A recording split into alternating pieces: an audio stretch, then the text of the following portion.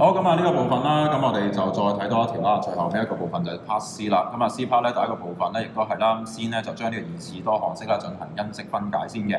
咁啊亦都係一樣啦。咁呢一度咧，我哋亦再寫多最後一次啦。咁我哋咧就將呢條式咧嘗試咧就以一個 A 二次減 2AB 就再加翻 B 嘅二次方嘅形式咧，就試下可唔可以將佢寫翻呢個咁樣嘅格局先。咁如果可以嘅話，咁咧呢一個 identity 就話俾你聽咧，就可以將佢變翻做 A 減 B嘅 perfect square 咁樣嘅。好啦，咁我哋咧就嘗試睇一睇啦。對於頭呢個數字 16A 嘅二次方，可唔可以變咗一個 perfect square 咧？一個完全平方嘅數咧？咁啊呢一個亦都唔難諗到嘅。咁啊 16A 二次啦，16其實咧可以寫到4嘅二次方噶嘛。咁啊配合埋本身啊 A 都係二次方，咁咧呢一個數咧我哋就可以將佢咧組合成為呢個4個 A 嘅 perfect square 嘅。得唔得先？好啦，咁啊對於後邊呢個數咧，25B 二次咧，咁亦都一樣嘅啫。25明白到就係可以寫做5嘅二次方啦。咁啊，所以啦，成個數如果以一個完全平方 perfect square 去寫翻出嚟咧，咁啊呢個數咧，我哋就可以寫成為咧就係加5個 B 嘅 perfect square 嘅。得唔得先？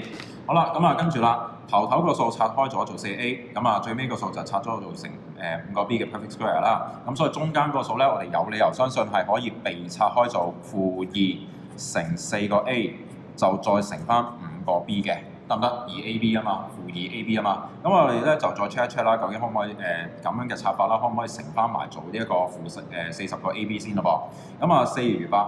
8 5中就40，啱啦個數字部分 A 乘 B 咁啊 AB 啦，咁啊負嘅，好啱晒啦。咁即係話咧，我哋呢個拆法咧係冇問題嘅。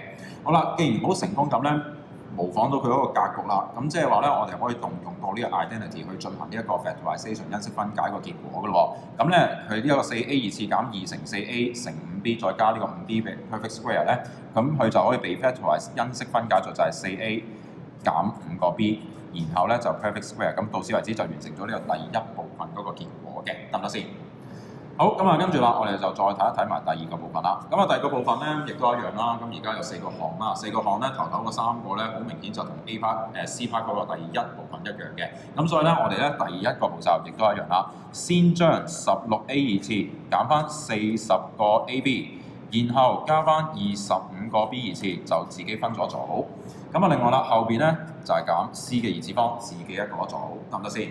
好啦，咁啊跟住啦，我哋嘗試就係將咧頭先啱啱 C part 嘅第一部分嗰個嘅結果代翻落嚟呢一個16A 二次減40AB， 就再加翻25B 二次度嘅。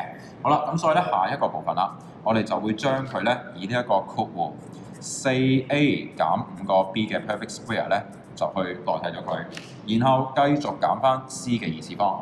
C 嘅二次方得唔得先？好啦，咁啊跟住啦，我哋留意翻啦。咁啊其實咧對於呢條式嚟講啦，我哋而家亦都係面對住一個 perfect square 做一個相減嘅兩個完全平方嘅數相減嘅，分別就係 4A 減 5B 嘅完全平方，減翻咧就係 C 呢個數嘅完全平方。好啦，咁即係話咧，我哋今次亦都係要動用翻咧呢一個就係叫做阿甲嘅二次減阿乙嘅二次，就會等於阿甲減阿乙乘阿甲咧。就再加翻阿乙呢一個嘅呢一個 identity 嘅，得唔得先？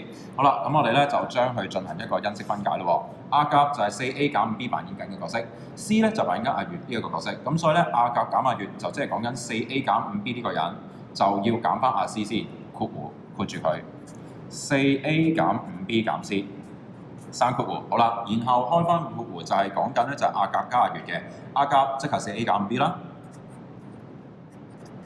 好，然後加翻阿乙，阿乙咧就係阿 C 扮演緊嘅角色嚟噶嘛，咁所以咧我哋呢一度咧就會加翻阿 C 嘅，得唔得？加翻阿 C 嘅，咁最後尾個答案咧，我哋就因式分解咗咧，就係呢個 4A 減 5B 減 C 乘翻呢個 4A 減 5B 加 C 咁樣樣嘅。